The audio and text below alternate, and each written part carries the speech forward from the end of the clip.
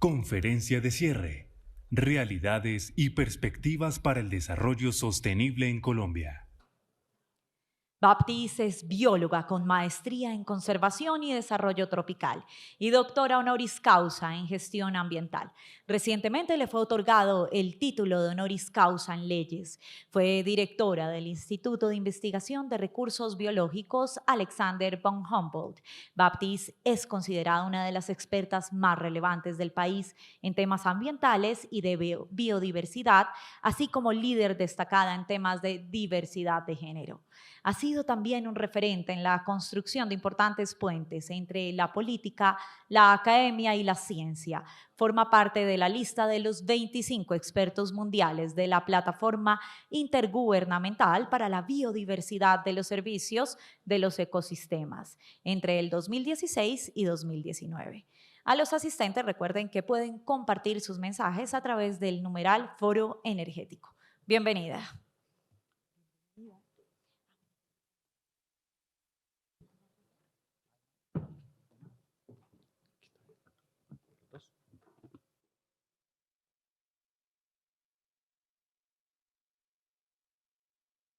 Bueno, muy buenas tardes a todas y a todos. Qué gusto estar con ustedes. Feliz cumpleaños. 10 años es una fecha muy importante y espero que se diviertan mucho ahora después de la conferencia, pero también durante la conferencia.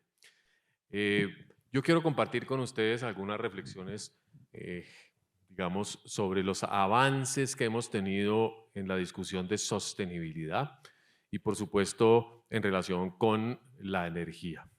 Y quiero empezar donde el conferencista anterior concluyó, en una reflexión sobre el destino de la energía.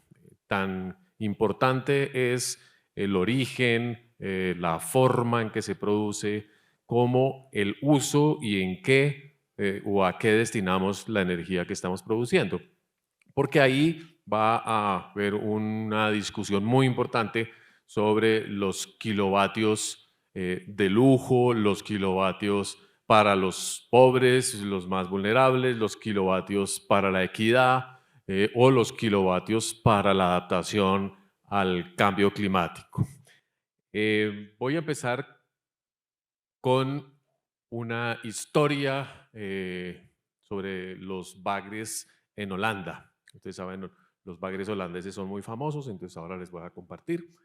Y luego hablar del nexo entre energía, agua y alimento, que es donde podemos realmente entender cuál es el factor de sostenibilidad con el cual deberíamos pensar el destino de la generación, el consumo, la distribución de energía y seguramente gran parte de la innovación asociada con los temas de energía.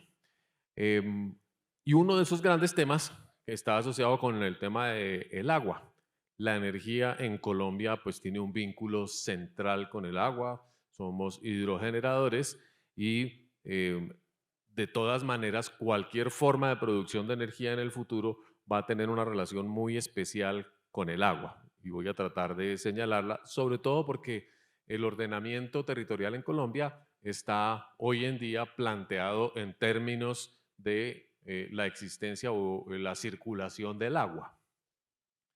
En cuarto lugar, algo asociado con los servicios ecosistémicos mediados por el agua y finalmente la sostenibilidad como factor de competitividad, que es definitivamente lo que a todos nos interesa, hacer que la transición energética cree nuevas oportunidades de negocios, nuevas oportunidades de prosperidad y que logremos hacerla de una manera pausada, justa, sin perder oportunidades, conocimiento o capacidad.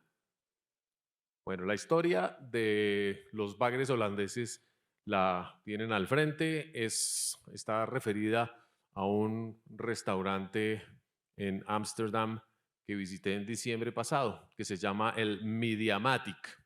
Es un restaurante que promueve el veganismo. Es decir, para mí, muy aburrido. Pero bueno, uno en Holanda va y come lo que le dan y participa en la discusión sobre las dietas que aparentemente son más sostenibles para el planeta. Este restaurante además es un centro de arte y de pensamiento sobre la sostenibilidad y todo su menú es producido in situ gracias a la acuaponía. Perdón. Ellos en esta imagen producen más de 50 variedades de vegetales que utiliza un chef muy prestigioso para producir los platos como los que ven acá. Entonces uno viaja a Ámsterdam, se gasta 6 millones de pesos en el tiquete por barato que le salga y le dan cubios.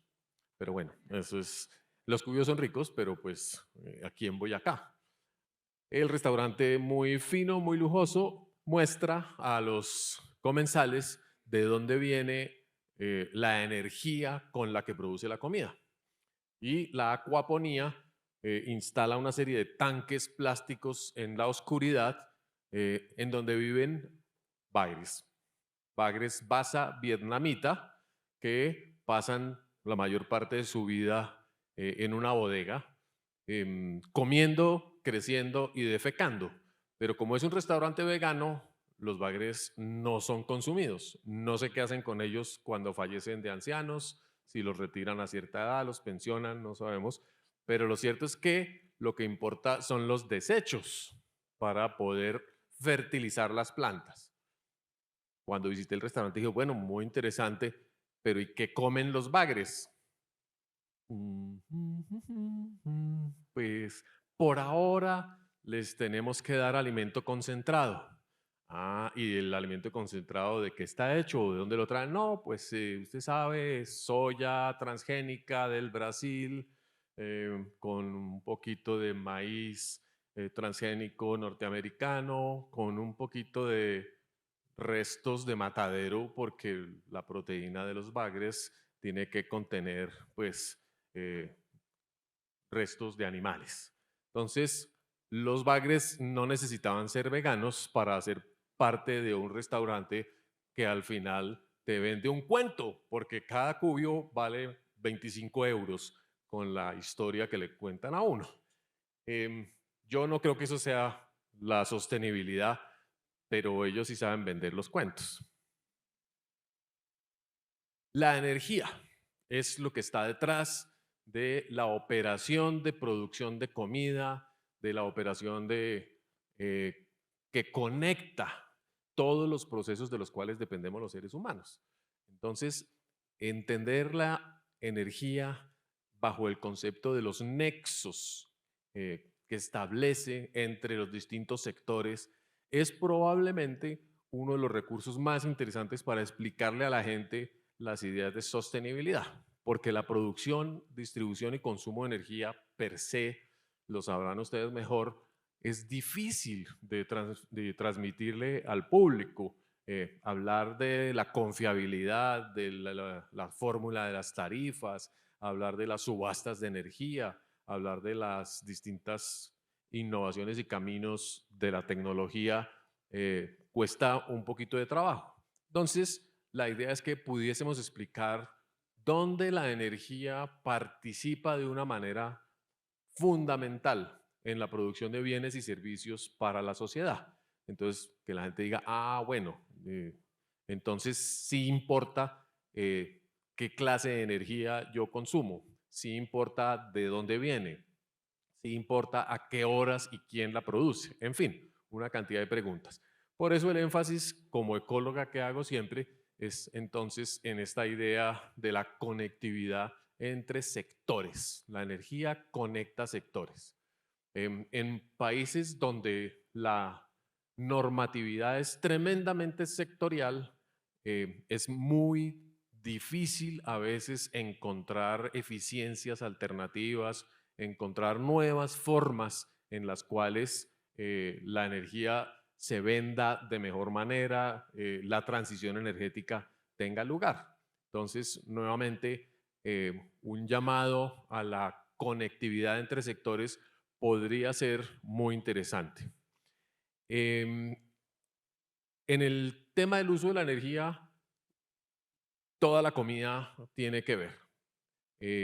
la construcción y operación de distritos de riego, por ejemplo, que requieren sistemas de bombeo, que requieren sistemas eh, de mantenimiento complejos con combustibles, con compuertas, en fin, los distritos de riego son también distritos eléctricos, por decirlo de alguna manera.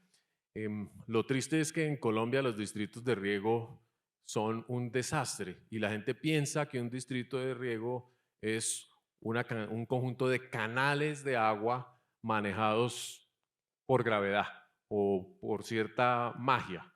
Los distritos de riego modernos requieren mucha tecnología, requieren un esfuerzo bien importante y bien eficiente en su manejo energético.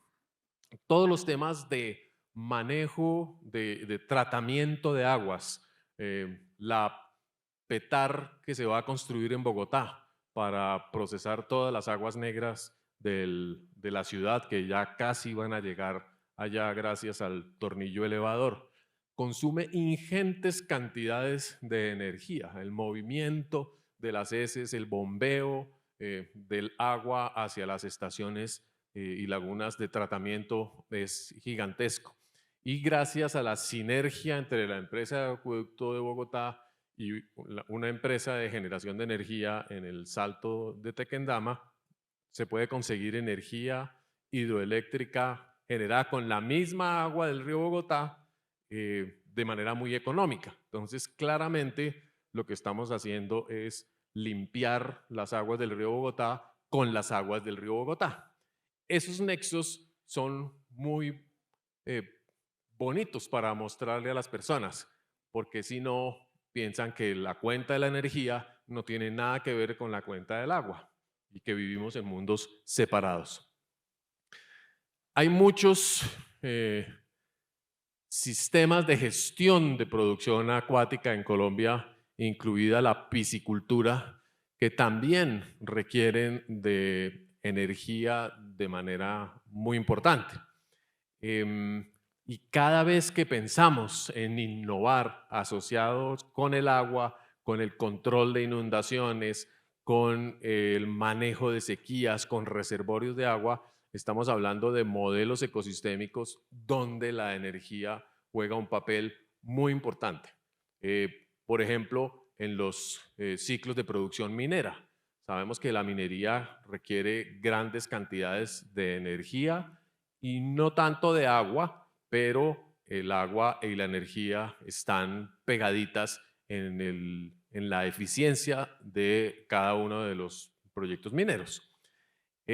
Así que voy a hablar de algunos de estos casos y cómo tal vez en la pedagogía pudiésemos mostrar que sin una disponibilidad oportuna, eficiente, barata de energía, no vamos a alcanzar la sostenibilidad de otros sectores. Y eso yo creo que es un mensaje que vale la pena siempre subrayar. Ese es el tema de los distritos de riego. Es, como les decía, un desastre. Lamentablemente, en Colombia la eficiencia del riego es de las más bajas del mundo. Tenemos solamente en este momento 2 distritos de riego grandes operando con tecnología, el distrito de María la Baja y otro en Boyacá. Algunos medianos, la mayoría son distritos pequeños que operan casi que manualmente. Son distritos de riego del siglo XVI, del siglo XII y que benefician a 100 familias, a 50 personas. Son desarrollo rural, claro, son importantísimos para disponer de agua para la producción o para la ganadería, pero realmente no están contribuyendo con el desarrollo de nuestro país. Se calcula que el costo de la energía ha sido un factor que limita la implementación de distritos de riego en Colombia. Y por eso en el anterior gobierno, además del inventario y la caracterización de todos los sistemas de riego, se ofreció un incentivo de un 50% de descuento en los costos de energía requeridos para los nuevos proyectos. Sabiendo que hay un potencial de 18,5 millones de hectáreas que con irrigación multiplicarían la producción de alimentos de Colombia de una manera muy significativa. Entonces, el agua no es el factor limitante necesariamente para la producción de comida, sino la disponibilidad de energía, la disponibilidad de electricidad y de conexión al sistema nacional.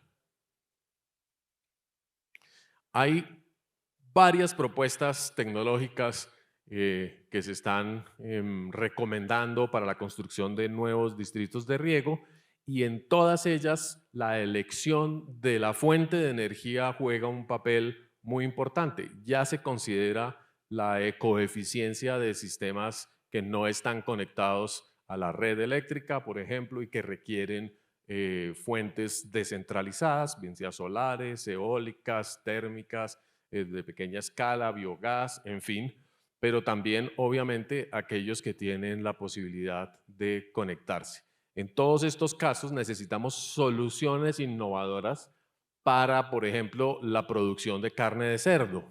No sé si han estado ustedes en el Meta, en la Facenda, donde se producen miles de cerdos al día, de deliciosas costillitas de cerdo a un precio realmente muy favorable en un sistema circular muy interesante, pero los cerdos necesitan temperaturas controladas, necesitan aire acondicionado casi, y tener grandes galpones de producción de cerdos en buenas condiciones de bienestar animal consume una buena cantidad de kilovatios hora. ¿Con qué generan esa energía hoy en día? Con las heces de los cerdos.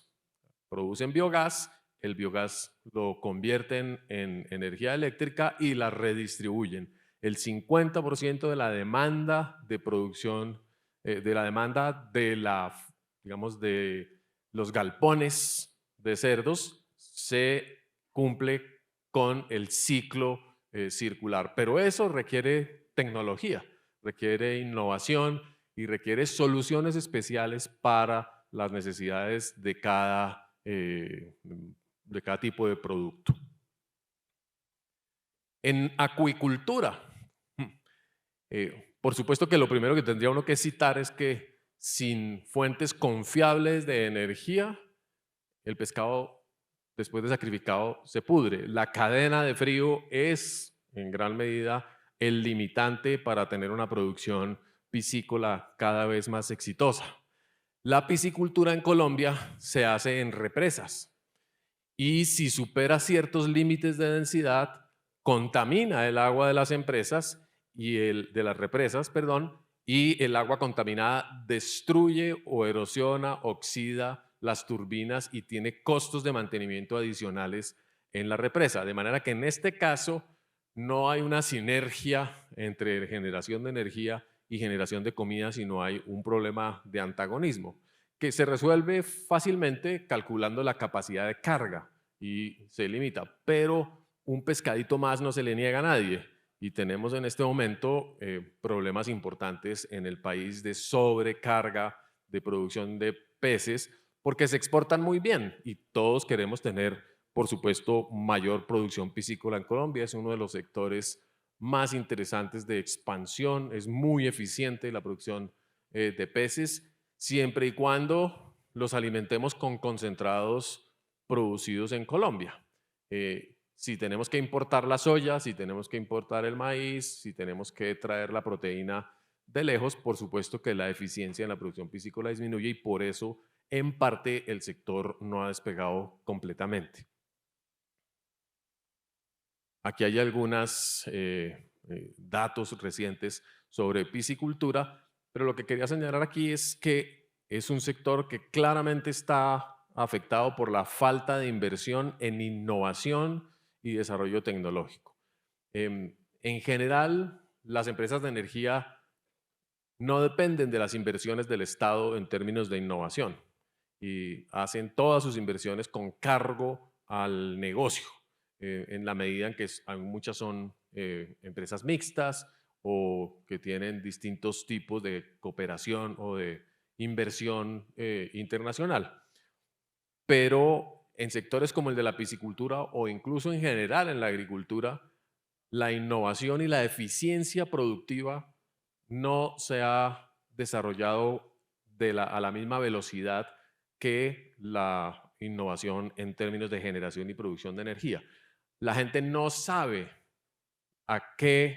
cómo mejorar su negocio y no sabe cómo la energía juega un papel fundamental en las posibilidades de expansión o de crecimiento que tienen en su negocio. Eso es importante para toda la manufactura, todos los tipos de industria, porque la gente dice, si yo tuviese otras fuentes de energía, tal vez podría hacer las cosas distinto, pero no conoce el sector y no necesariamente tiene claro qué clase de adaptaciones tendría que adoptar para poder conectarse de otra manera a fuentes alternativas de energía.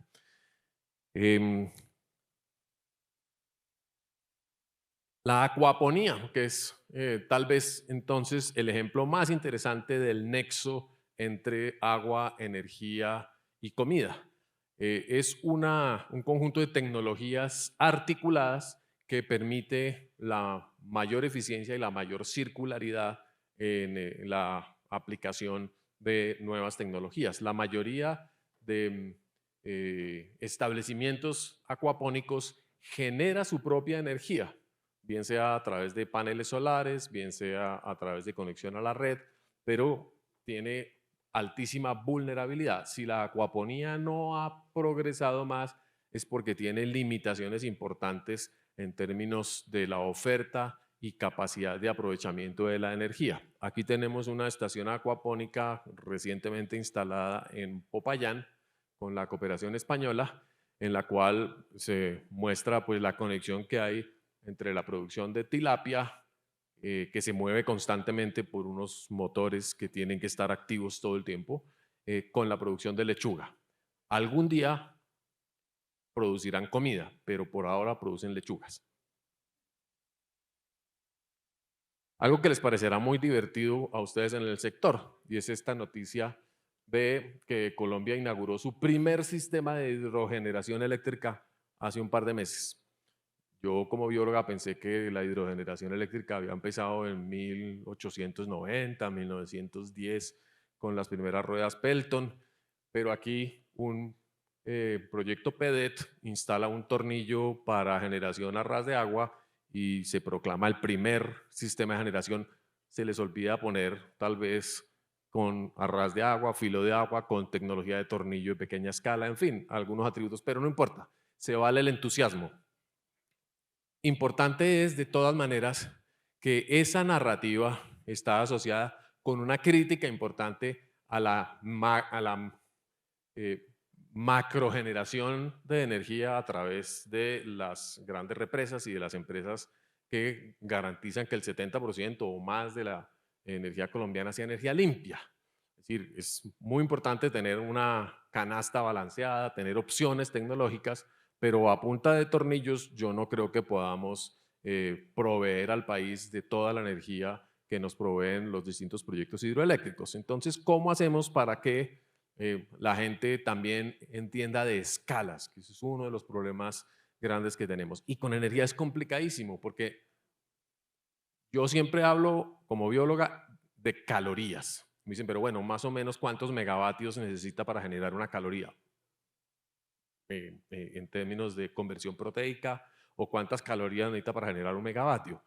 Por supuesto, todas esas fórmulas están, pero a la gente le cuesta mucho entender su consumo energético en términos de calorías no tanto, pero de julios o de kilovatios o kilovatios hora, de flujo.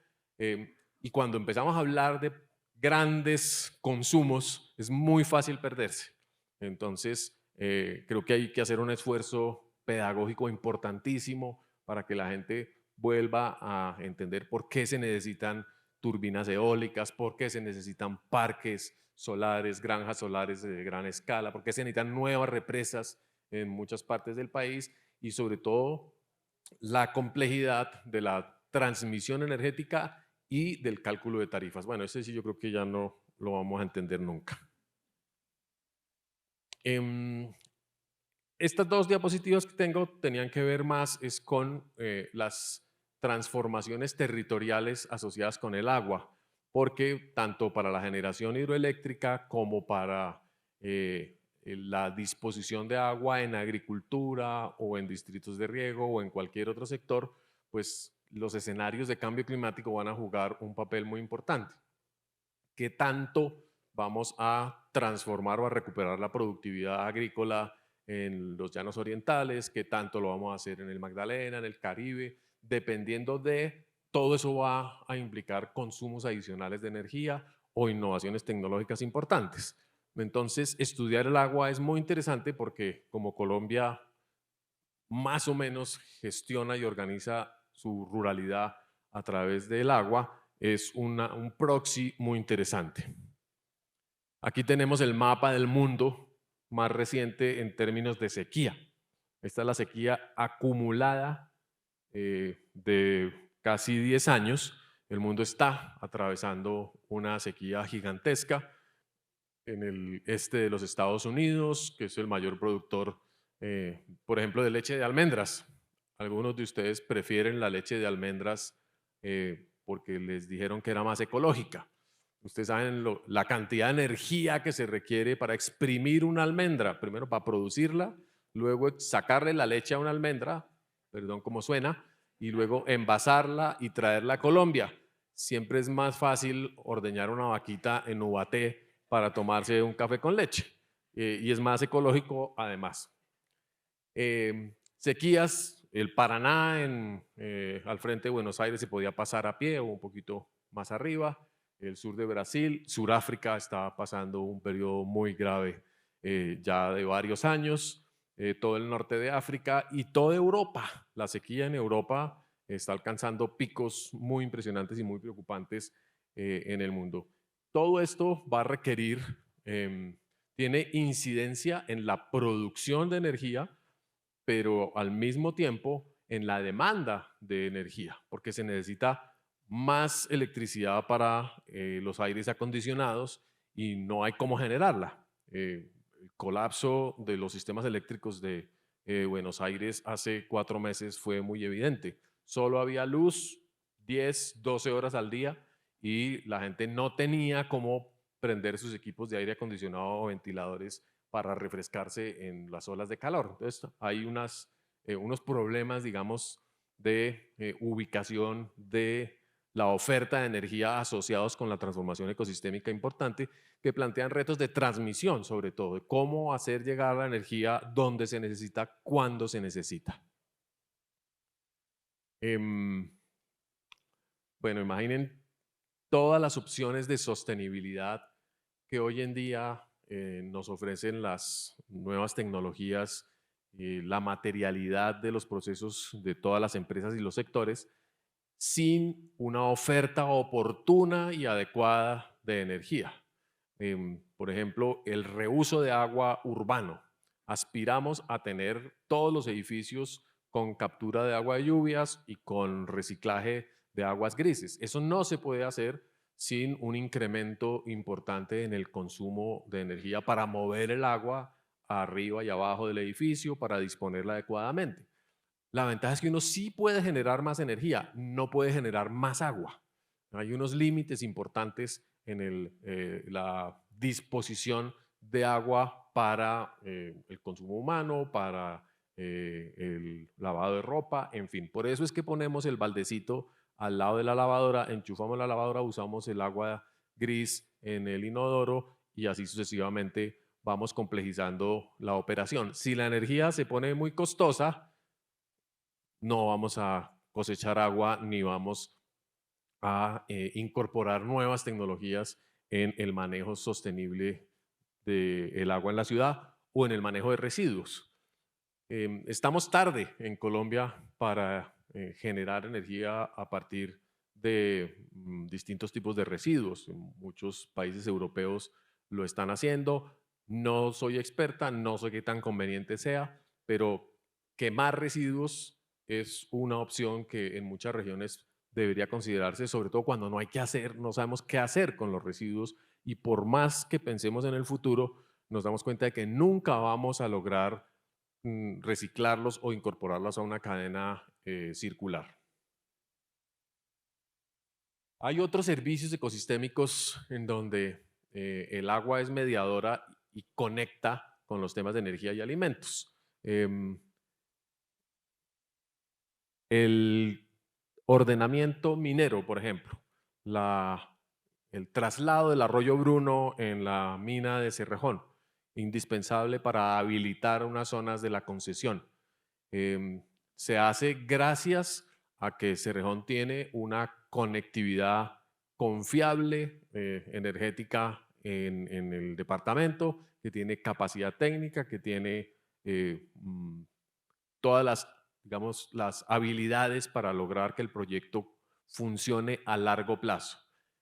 Y el tema de la confiabilidad energética, que nosotros creemos que es la garantía de que se va a producir cierta cantidad de energía a lo largo del tiempo, tiene otra acepción en temas de planificación y en ecología sobre todo. Necesitamos confiar que va a haber energía para implementar todos los proyectos de ordenamiento, los proyectos agrícolas del futuro. Cuánta energía, dónde y de qué forma se tiene que trabajar. El turismo, por ejemplo, el turismo, por más que sea así de aparentemente silvestre, como echarse a un río y dejar que el río se lo lleve, ¿quién lo va a recoger a uno al otro lado? ¿Quién le va a ofrecer los servicios turísticos mínimos que se requieren para disfrutar de la ocasión? El turismo que se plantea como un sector altamente o muy potencial para construir sostenibilidad en Colombia va a requerir grandes cantidades de energía. Y la gente también va a escoger el proyecto turístico a veces dependiendo de la calidad y la fuente de energía.